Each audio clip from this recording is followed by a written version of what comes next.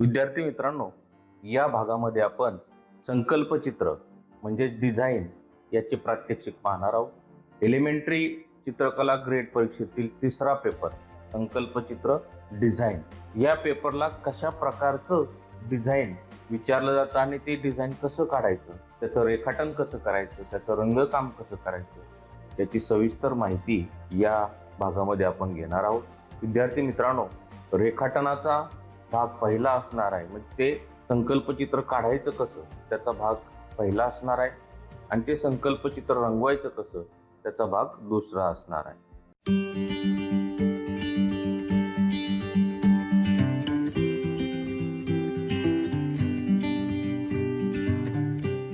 विद्यार्थी मित्रांनो, art master गोरे या चॅनलवर मी शीतल कुमार गोरे आपणा सर्वांचे हार्दिक स्वागत करतो। एलिमेंटरी चित्रकला परीक्षेचा तिसरा पेपर संकल्पचित्र डिझाईन या पेपरला प्रश्नपत्रिकेमध्ये तुम्हाला एक प्रश्न दिला जातो आणि तो प्रश्न कसा सोडवायचा ते आपण इथे पाहणार आहोत। त्याआधी प्रश्न पाहूया। प्रश्न 18 सेंटीमीटर लांबी व 12 सेंटीमीटर रुंदी असलेला आयत काढा। त्या आयतात खालील घटकांचा वापर करून सुंदर संकल्पचित्र डिझाईन तयार करा।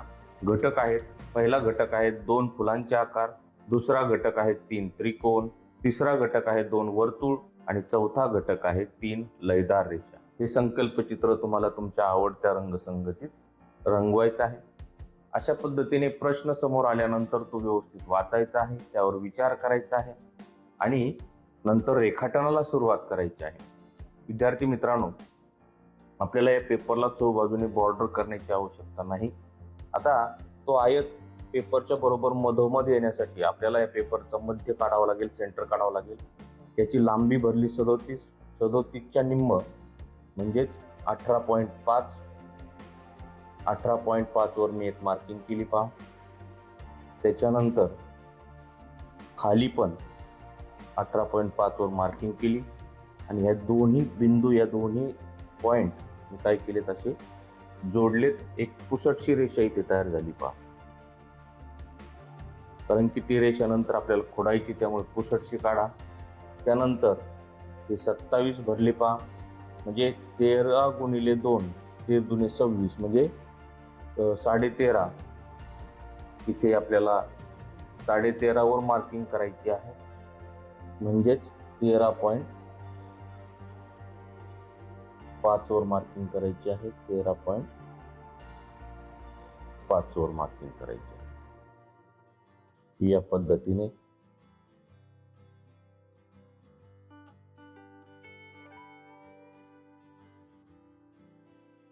वर मी मार्किंग केलेली आहे, म्हणजेच पेपरचा हा आपल्याला इथे सेंटर मिळालेला आहे। आता आपल्याला याच्यामध्ये आयत काढायचा आहे। आयताची लांबी दिलेली आहे 18, 18च्या हाफ, 18च्या निम्म म्हणजे 9। इथं मी 9 वर मार्किंग केली, पुन्हा खाली 9 वर मार्किंग केली या सेंटर पासून इकडे, आणि एक पुसटशी रेषा काढली। आता इकडे उजव्या बाजूला आपण 9 वर मार्किंग केली, डाव्या बाजूला देखील 9 वर मार्किंग करायची आहे।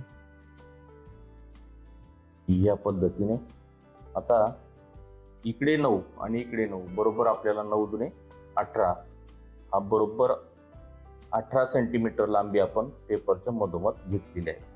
आता 12 रुंदी आहे, म्हणजे 6 दुने 12 पहा, खालच्या दिशेला 6 आणि वरच्या दिशेला 6, वरच्या दिशेला 6 सेंटीमीटर आणि खालच्या दिशेला 6 सेंटीमीटर अशी आपण मार्किंग केलेली आहे। आणि दोन्ही पॉइंट आपल्याला जोडायचे आहेत या पद्धतीने। आता यातला फक्त आयतच आपण काय करणार आहोत, थोडा डार्क करणार आहोत, हे तुम्हाला तो स्क्रीनवर व्यवस्थित दिसेल। या पद्धतीने ही पद्धत आपण का वापरली, तर आपला आयत पेपरच्या बरोबर सेंटरला यावा यासाठी आपण ही पद्धत वापरलेली आहे।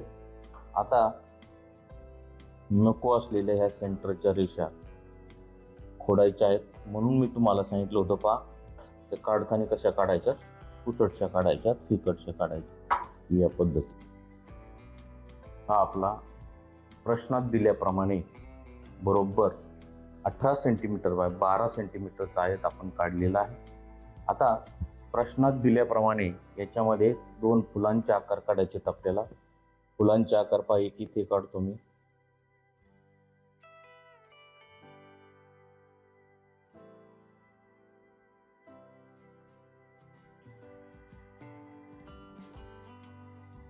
फुलांचे आकार तुम्ही तुमच्या पद्धतीने काढू शकता. आता इथे पहा, इथे छोटा आकार काढलाय.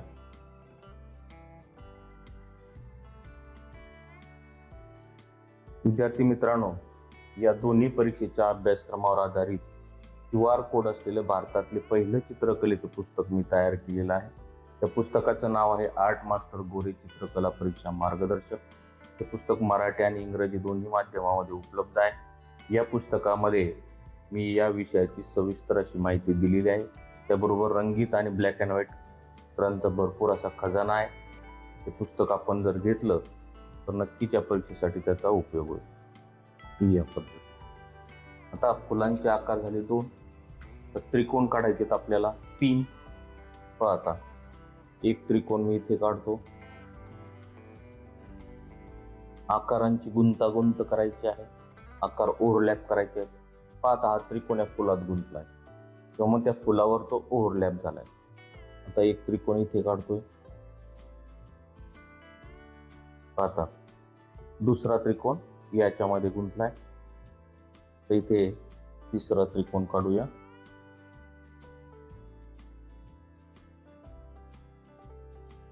या पद्धतीने आता 3 त्रिकोण झाले.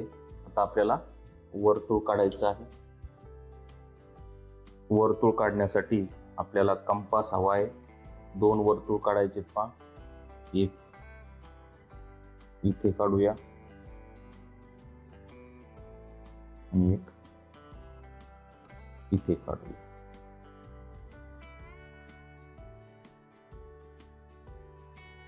या पद्धतीने. आणि आता 3 लयदार रेषा काढायच्यात. पहा, या पद्धतीने 1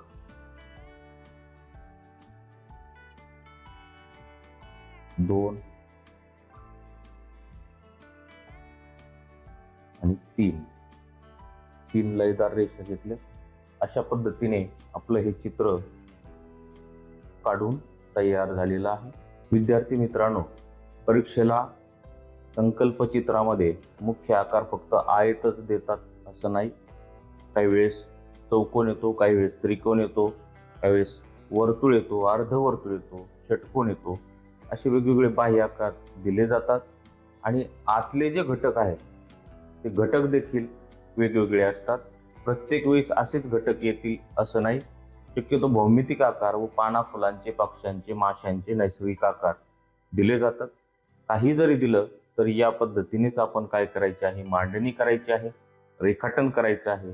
आणि पुढच्या भागामध्ये मी जे रंगकाम दाखवतोय त्याप्रमाणे रंगकाम करायचं. आता रंगकामाच्या देखील अनेक पद्धती आहेत, रंगसंगती आहेत, त्या चॅनलवर उपलब्ध आहेत. ते तुम्ही पाहू शकता. आणि आपल्याला सोपी जाणारी, आवडती अशी सुंदर रंगसंगती ते वापरू शकता. विद्यार्थी मित्रांनो, आजचा हा व्हिडिओ आपल्याला कसा वाटला नक्की मला कळवायचं आहे. व्हिडिओ आवडल्यास लाईक, शेअर आणि सबस्क्राईब करायचं आहे. धन्यवाद.